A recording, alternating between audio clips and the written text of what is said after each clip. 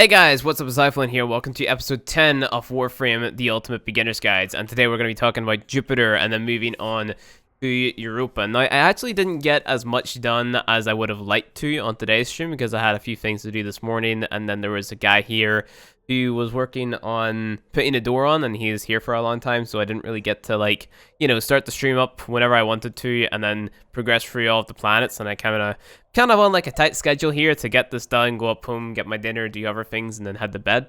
So we're just going to be talking about Jupiter, how you can kind of optimize your experience on Jupiter. Jupiter is like an extremely easy planet to go through. Like, we should already have, like, if you watched the last episode, you should have your Warframe Spectres already crafted, and then you should also be able to complete Teshub in the Void. You should have actually done that there whenever you're over here at Phobos. Like, if you noticed that you had this little progression thing over here, you could just progress on.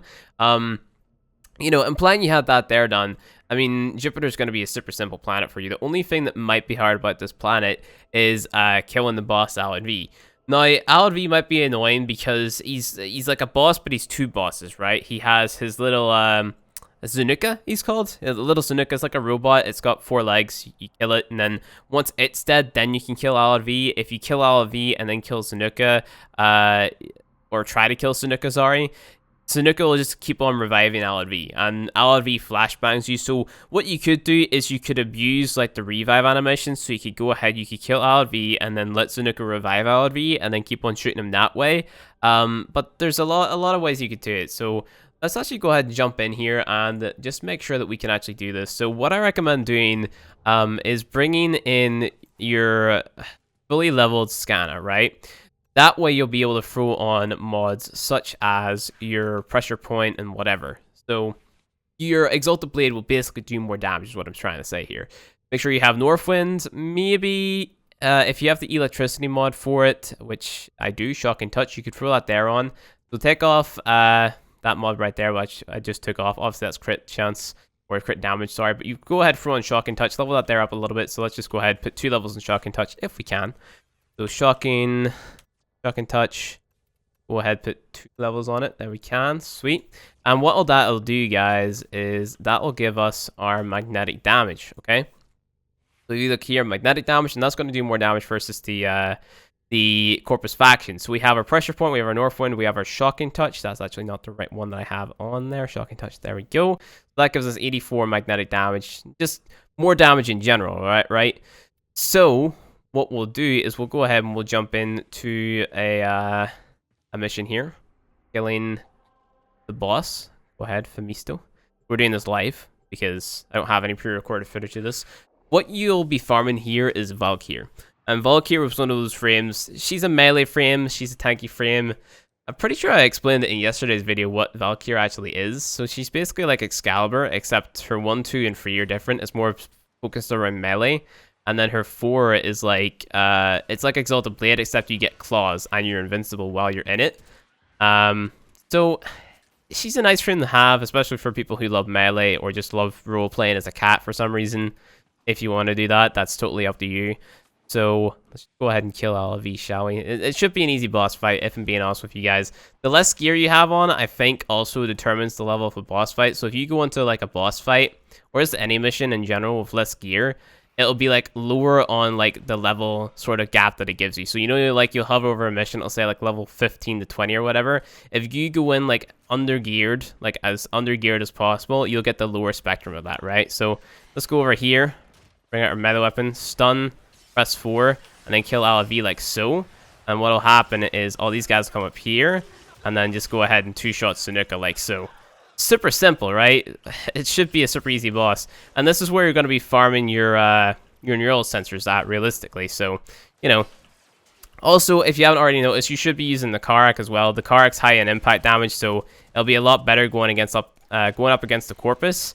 So definitely go ahead and pick up the Karak. Obviously, like, it deals more slash damage than impact, I think. I haven't quite looked at the stats too in depth yet, but I know it's higher in impact than the Baltor is, so you're going to be dealing more damage versus the Corpus with this weapon over the Baltor anyway. And plan you put your Surrection on it, which I actually should do because I don't have a Surrection on this, and it's still dropping these level 18s in about a magazine or two, and plan I hit all my shots. So it's a pretty good weapon to have versus the Corpus, and you should be switching between them because Obviously, one deals more damage than the other in regards to the damage types, etc., and the enemies that you're going up against, right? So really, Exalted Blade should make this boss fight a cakewalk, and if it doesn't, then you're modding wrong, and there's nothing that I can really do about that there, other than say watch the previous tutorials and then try to understand a little bit more. A better guide to go to for that there would be episode 5. That's where I explain a lot about damage to the best of my ability.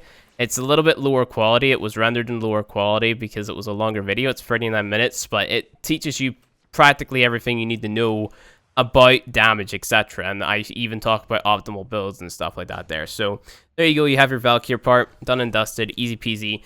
Keep on farming Valkyr Prime, but you definitely, I can't emphasize this enough to you guys, keep on coming back here to farm neural sensors off LRV. Keep on re-killing them. I know I didn't get any in this video, but I promise you, LRV has such a high drop rate for neural sensors. It's super worth going there. And you also get your Stalker mark here as well. So I said I was going to explain who the Stalker was in previous videos, but I don't think I did it.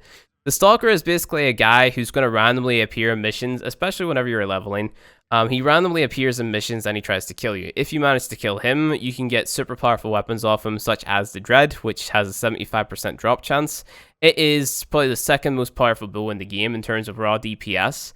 So you want to go ahead and pick that there up. The first one being the Raktacernos, because you can fire faster and you don't necessarily need to throw on speed trigger in that one because it has like an innate faster fire rate than the Dread. So we're talking about in terms of raw numbers here, not just how much damage it can deal. So, you know, the Stalker, he'll randomly appear. Just go ahead and try your best to kill him. Exalted Blade, I don't know if it works against him because he can dispel you like pretty quickly. So just make sure to bring a melee weapon, which is good, and avoid being hit by him, and then you should be able to kill him pretty easy. The Dread will basically make all your content super easy if you manage to get your hands on it, but if you are trying to farm for the Stalker to get him to spawn, do it on Earth or something, a low-level planet, so he's low-level as well. So, you know, that's pretty much that there. So, once you have that there done, what I want you guys to do is go down to your foundry, make sure you have some form of crafting. We'll talk about the next quest where I got this Orc Keel list that in a second. And also make sure that you have some of your frames crafting as well. So you'll see in my building, I have my Frost chassis, my Frost neural optics, Mag neural optics, Mag systems. We have the Gorgon there. I'm just going to go ahead and claim that there. So I have a lot of frame parts on the builds now. So we're trying to build Frost. Frost is the first frame that I'm going for in this guide series. So I need to go ahead and farm plastids to get my Frost systems. So I'm going to go ahead and head over to, where would I go for that actually? Let's go ahead and take a look. So to check the resources, remember, hover over in the bottom right once you have a planet selected. So I believe plastids would be dropping from Phobos? Phobos? Yes, it's Phobos. So Phobos defense mission is where you'll be getting your plastids. I didn't spend a lot of time here, obviously, and that's why I have so low plastids, but I'm going to have to go back there and actually start crafting Frost a little bit more or a little faster. So getting that there stuff. And I also need to get more Neuros to start building the Heck. Now, the Heck is going to be a weapon that you're definitely going to want, especially traveling over to Saturn and maybe even Europa. So you should have the Heck before you hit Europa, I would say. And the reason I say that there is because you guys seen I was building a Oricane Catalyst in my foundry there, otherwise known as a blue potato. And what that does is that doubles the mod capacity of your weapon regardless of what rank it is. So let's say you equip a blue potato on any single weapon in the game, right?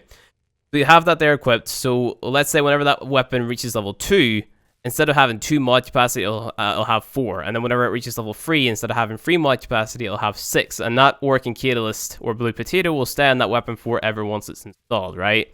So that means basically whenever you hit level 30 with your weapon, instead of having 30 mod capacity, it'll have 60. It just doubles the mod capacity that you have depending on the rank that it's at. So it's definitely a must-have for weapons that deal a great amount of damage, like the Heck, for example, which we're going to go ahead and get. Again, like I said, you need to have your 5 Neuros to be able to craft this. I haven't got it yet because, like I said, I was limited for time today, but you definitely need to get this here thing crafted because it's insane. And you also have to make sure that you are focusing on leveling up your Steel Meridian Syndicate, which again, I've only got 5k standing, so it's going to take me about, if I can get 5k standing in a day, right? Because I'm mastery 4, so you know it'll take me a little while before I can actually get up there. So it's going to take me 4 or 5 days before I can actually get to the next rank, and then it's going to keep on going on from there. So that is why it's important to keep on going up your mastery rank. All right, so you can earn more standing within a day, so you can get places faster, right? So right now I'm mastery 4, meaning I can only earn 5k standing. you want to be building weapons that are pretty crap, like let's say for example the Gorgon, or maybe even the Karak if you think it's crap. Just, you know, level up to level 30 and then sell it again so you get the master out of it. And also make sure that you're completing the planets that are flashing blue, or the nodes that are flashing blue, up here as well. So like, let's say I have some left on, I don't know, Mercury. I still need to complete some here. I can still get the Kronos and the Seer from Vor on Tostoge over here. So there's still a lot that I could be doing. I need to complete these missions, and I'll probably do those tomorrow on stream from... Yeah, tomorrow is a 10 a.m. to 2 p.m. stream, UK time. Also, again, make sure to get your invasions on rotations. Just another nice reminder there to always keep on doing those, and do your syndicate missions as well. Now, syndicate missions, these are different. And the reason I say these are different is because they will get you standing. They'll get you 950 standing or whatever the case may be. And you can also find medallions in there which you can trade to get more syndicate standing as well. But we'll talk about those there. Well, yeah, we'll talk about those there in tomorrow's video, because I'll show you guys how to sort of optimize your Warframe for that. But what I've been noticing since I've got the Jupiter, I've been struggling with my credits and my endo, because I'm trying to craft so many things at once, right? So what I would be recommending to you guys would be doing one excavator on the highest level excavation mission that you can possibly do right now. Do one excavator and then leave. And the reason I say that there is because you're going to possibly get like maybe 2,500 credits or something from one excavation, and then you get the credits for the mission reward, right? So just do something like that there, or you could do capture missions. Do a mission which is relatively fast to complete and farm credits that way, or you can do the tried and true method of, let's say, farming LV, getting the Valkyr parts, getting the neural sensors, so that way you're hitting like 2 birds with 1 stone, right? You're getting neural sensors and you're farming credits at the same time because you're getting spare Valkyr parts. So you can go ahead and do that there, or you can do the excavation missions, doing one excavator and then leaving. Totally up to you and what you want to do. Personally, I would do the LV farming the neural sensors and stuff, to have like a stockpile of those, because there's going to be a lot of frames that we're going to be getting. So if I were to actually give you guys a list or an order in which we're going to be getting frames, if I go in here, we have our Ember, we have Equinox. Well, this isn't actually in order, but in order we'll be having our Excalibur.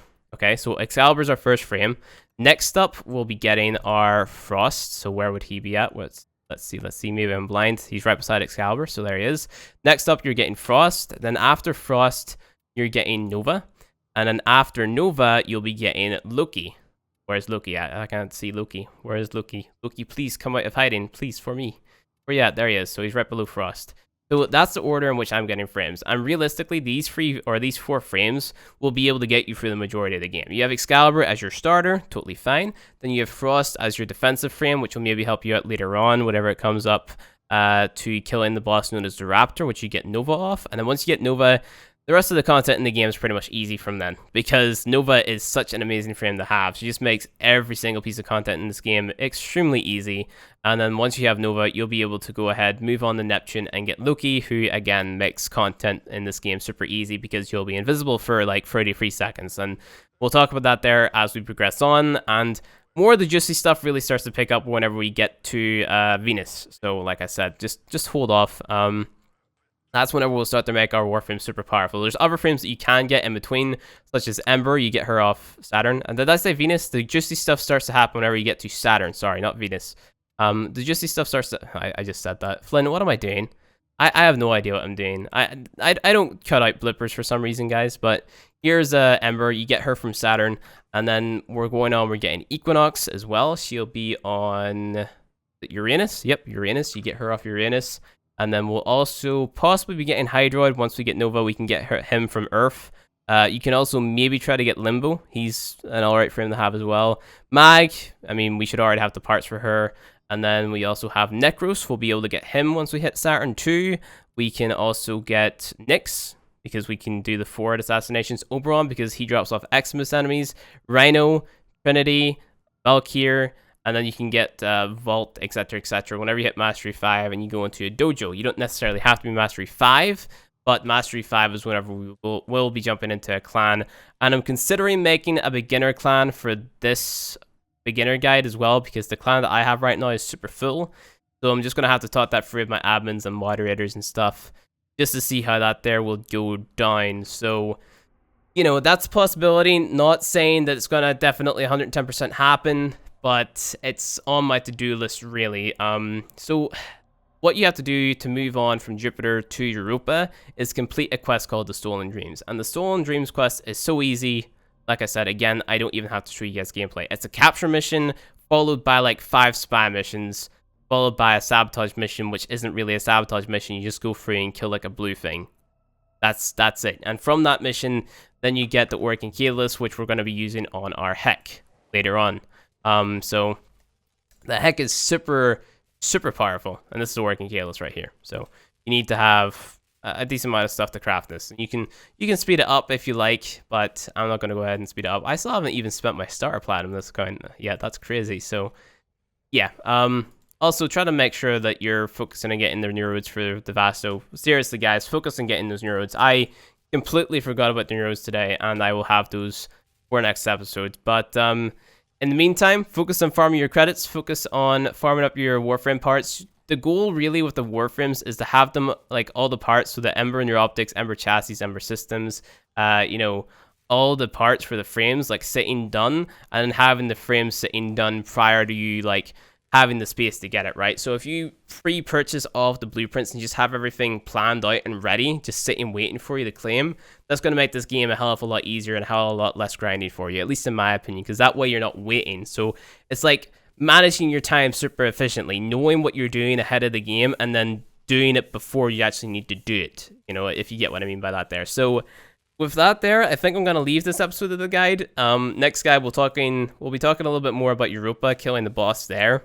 Because he's actually relatively difficult, and we're definitely going to need to have Frost before we get there. So maybe we won't cover that in next guide, but maybe like 1 or 2 guides after, unless I just go ahead and gift the Frost to this here account, and just get rid of the Frost that I'm building now. That way we can continue all the guide a little bit faster, but I don't know if I necessarily want to do that. I kind of just want to, you know, go with the flow and kind of feel like how a newer player's feeling and what I would do as a veteran player, starting out as a newer player again.